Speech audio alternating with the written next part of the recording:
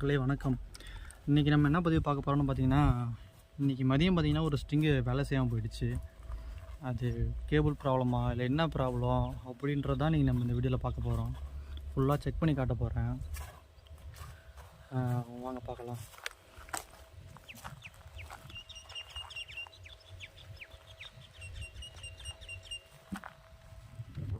இந்த வீடியோ பார்த்தீங்கன்னா ஒரு சோலார் பவர் பண்ணல மெயின்டெனன்ஸில் ஒர்க் பண்ணுறவங்களுக்கு ரொம்ப யூஸ்ஃபுல்லாக இருக்கும். இந்த வீடியோ மறக்காமல் ஃபுல்லாக இந்த வீடியோ பாருங்கள். பார்த்திங்கன்னா இன்வெர்ட்ரு இங்கே இருக்குது, இன்வெர்ட்ரு அங்கே இருக்குது.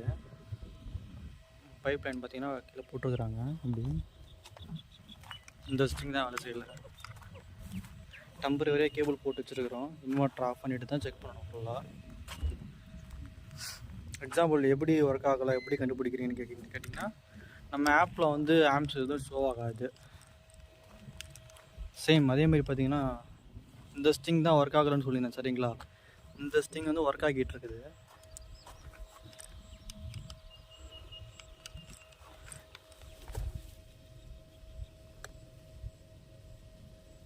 ஆம்ஸில் தான் இருக்குது.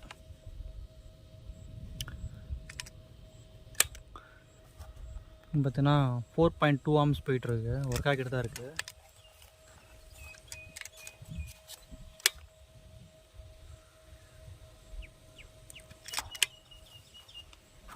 இந்த ஸ்ட்ரிங் தான் ஒர்க் ஆகலன்னு சொல்லியிருந்தேன். பார்த்தீங்கன்னா 0.5 காமிக்குது. அப்படின்னா வேலை செய்யணும் அர்த்தம்.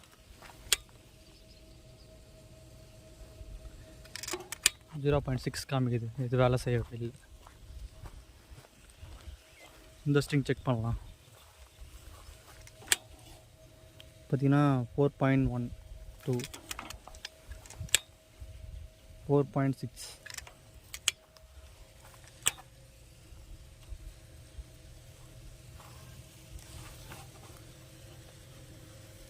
4 ஆம்ஸ் போயிட்டுருக்கு. இதெல்லாம் பார்த்தீங்கன்னா ஒர்க் ஆகிட்டு இருக்குது.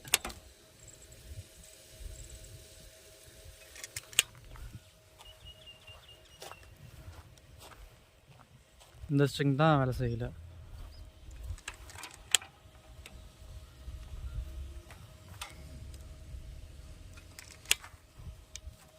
வாங்க இன்வெர்ட்டர் ஆஃப் பண்ணிவிட்டு செக் பண்ணி பார்த்துடலாம்.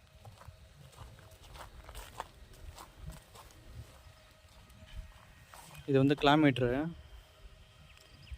ரிஸ்க் கிலோமீட்டர் சோலாருக்கு யூஸ் பண்ணுறது. 1500 வோல்டேஜ் செக்கும் அதுவே செக் பண்ணிக்கலாம். டிசியாக இருந்தாலும் சரி, ஏசியாக இருந்தாலும் சரி.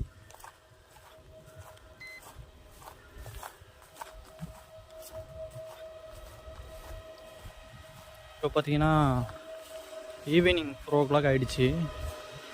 எப்பயுமே ப்ரொடக்ஷன் டைமில் பார்த்தீங்கன்னா இன்வெர்ட்டர் ஆஃப் பண்ணக்கூடாது, ஏன்னா ப்ரொடக்ஷன் போயிடும். ஏதோ ஒரு ஸ்ட்ரிங் ப்ராப்ளம் அப்படின்னா ஈவினிங் ஆஃப் பண்ணுங்கள். 4 o'clock மேலே ஆஃப் பண்ணுங்கள். இந்த இன்வெர்ட்டர் தான் போன விட சொல்லியிருப்பேன். எப்பயுமே இன்வெர்ட்டர் ஆஃப் பண்ணணும்னா ஃபஸ்ட்டு ஏசி சைடு தான் ஆஃப் பண்ணணும்னு சொல்லியிருப்பேன்.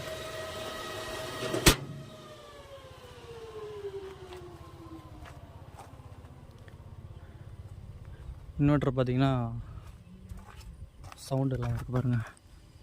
இப்போ வந்து டிசி சைடு ஆஃப் பண்ணணும். ஒரு சுவிட்சாக ஆஃப் பண்ணணும்.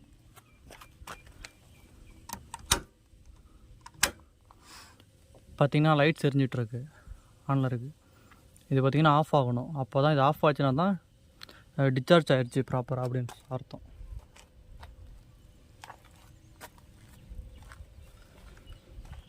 இது வந்து டிசி டிபி.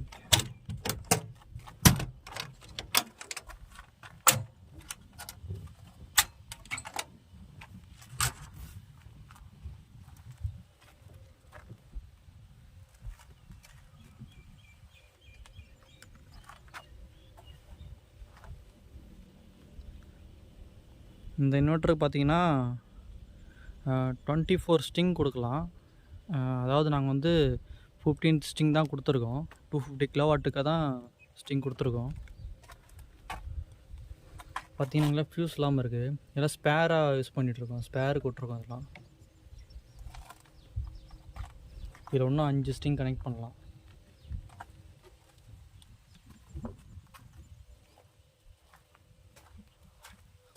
இன்னும் லைட் ஆஃப் ஆகலை.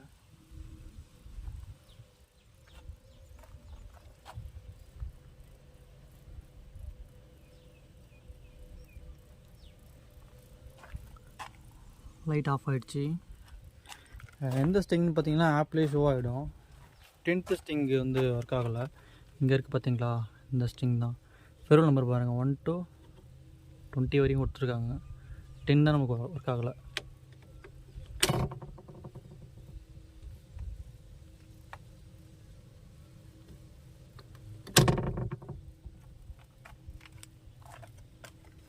ஃபியூஸ் செக் பண்ணிடலாம்.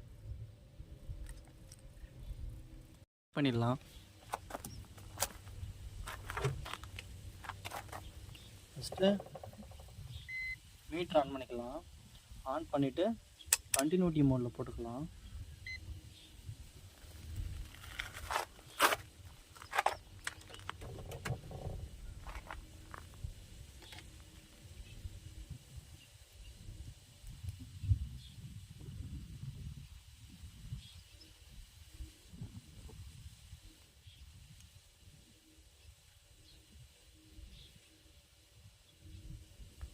ஃபியூஸ் வேலை செய்யலை.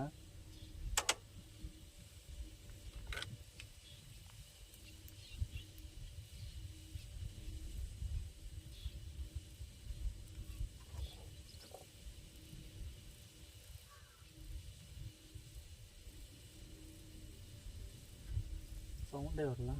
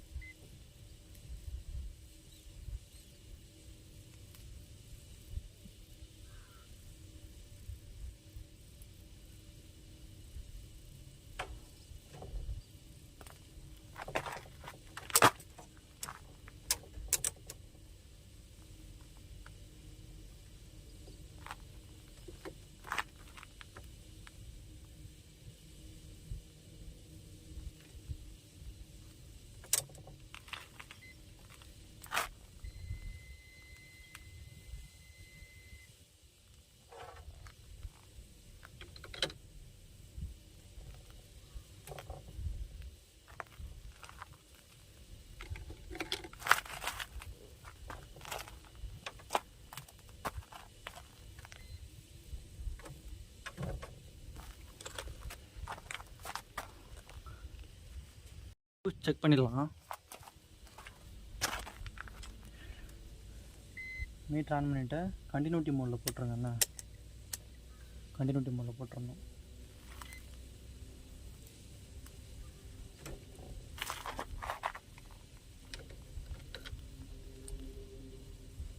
ஃபஸ்ட்டு மீட்டர் செக் பண்ணிக்கணும். கேட்குதா?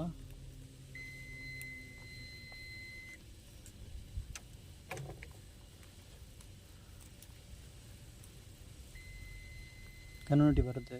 ஃபியூஸ் நல்லா தான் இருக்குது. இப்போ நெகட்டிவில் செக் பண்ணிடலாம். ஃபஸ்ட்டு செக் பண்ணது பாசிட்டிவ். கன்வெர்ட்டி வருது. ஃபியூஸ் நல்லா தான் இருக்குது. அப்போது ஸ்டிங்கில் இல்லை ஒயரில் தான் பிரச்சனை இருக்குது.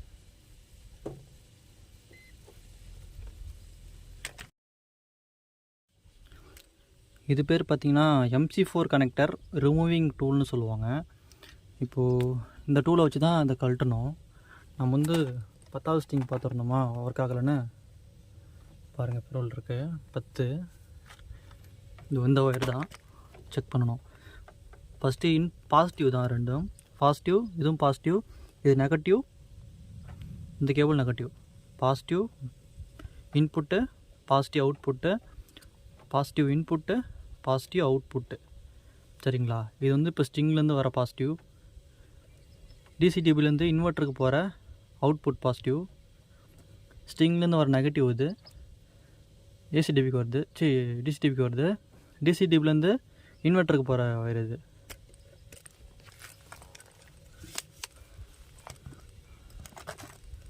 நல்லா பாருங்கள்.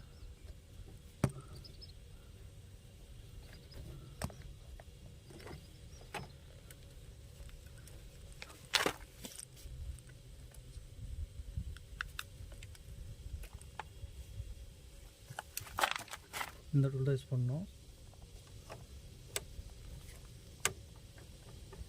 இப்படி கனெக்ட் பண்ணி லைட்டாக ஷேக் பண்ணாவே போதும், வந்துடும். இது வந்து ஸ்ட்ரிங்லேருந்து வர்றது.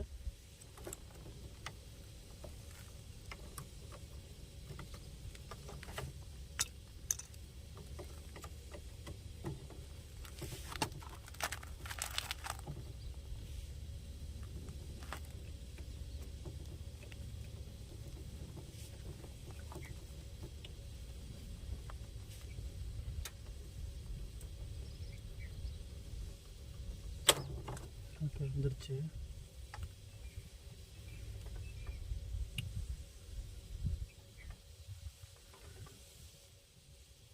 இப்போ வந்து டிசி டியூப்ல ரிமூவ் பண்ணியாச்சு. இப்போ வந்து நம்ம இன்வெர்ட்டரை ஆன் பண்ணிடலாம். ப்ரொடக்ஷன் வேஸ்ட்டாக தான் போட்டுருக்கு. இப்போ வந்து ஃபியூஸுன்னு செக் பண்ணியாச்சு, நல்லா தான் இருக்குது ஃபியூஸு. இப்போ வந்து இன்வெர்ட்டரை ஆன் பண்ணிவிட்டு நம்ம ஒர்க் பண்ணலாம். அப்போது அது வரையும் ப்ரொடக்ஷன் ரொம்ப டைம் எடுக்கும் செக் பண்ணுறதுக்கு. அது வரையும் ப்ரொடக்ஷன் வேஸ்ட்டாக தான் போய்கிட்டுருக்கு. அதனால் நம்ம இன்வெர்ட்டர் ஆன் பண்ணிக்கலாம்.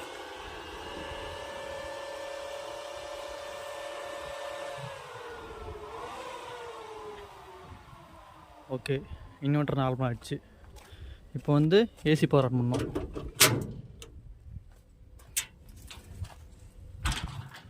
ஓகே, இது ரன் ஆகிட்டு இருக்கட்டும்.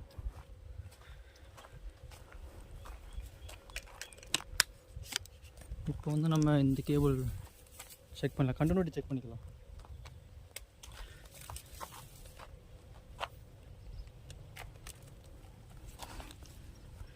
நம்ம இந்த பிளாக் அண்டு ரெட்டை யூஸ் பண்ணி செக் பண்ணிக்கலாம் ஸ்ட்ரிங்கை.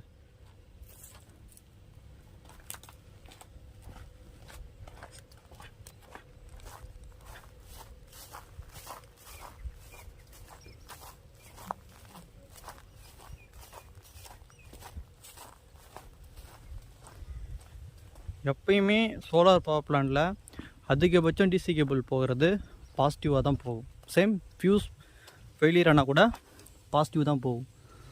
இது பார்த்திங்கன்னா இந்த கேபிள் ஃபுல்லாக பிளாக்காக இருக்குது. இது வேண்டாம். ரெட் அண்ட் பிளாக் இருக்குது பார்த்தீங்களா, இதுதான் வேணும். பாசிட்டிவ் நெகட்டிவ் இதுதான் தேவை. ரெட் அண்ட் பிளாக் தான் தேவைப்படுது. இப்போது எடுத்துகிட்டு போயிடலாம்.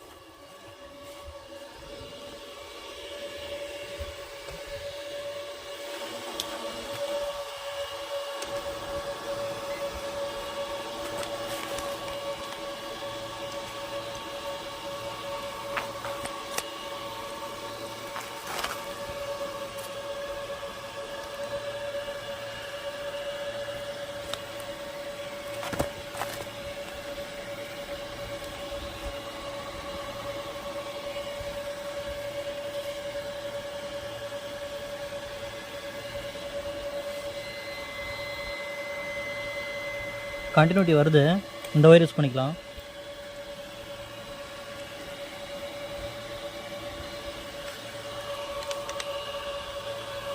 சம்டைம்ஸ் கண்டினியூட்டி வந்தாலுமே கூட ஒயரோட குவாலிட்டி போயிடுச்சுன்னா வேலையே செய்யாது.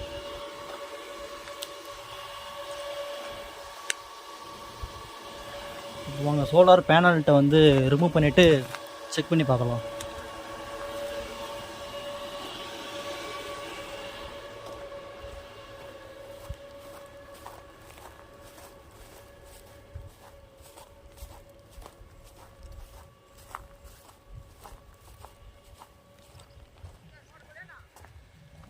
இங்கே வா.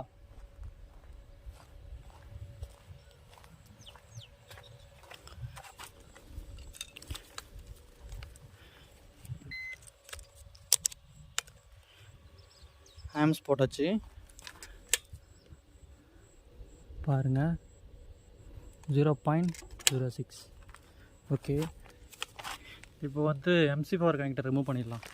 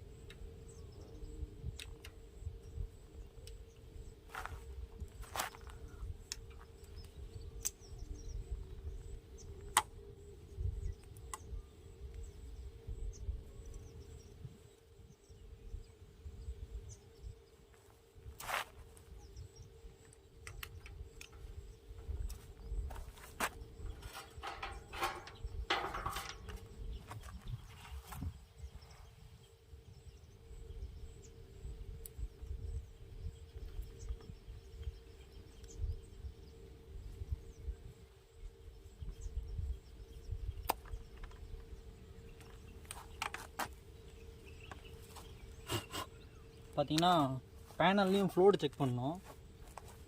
அதாவது கிரவுண்டு டு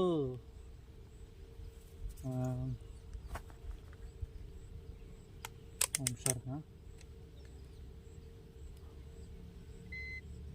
ஓகே, மீட்டரில் வந்து டிசி வோல்டேஜ் போட்டுக்கணும் சரிங்களா. போட்டுட்டு பாசிட்டிவ் டு கிரவுண்டு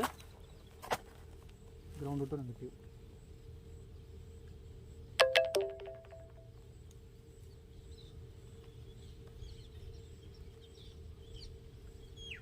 என்ன நெகட்டிவா?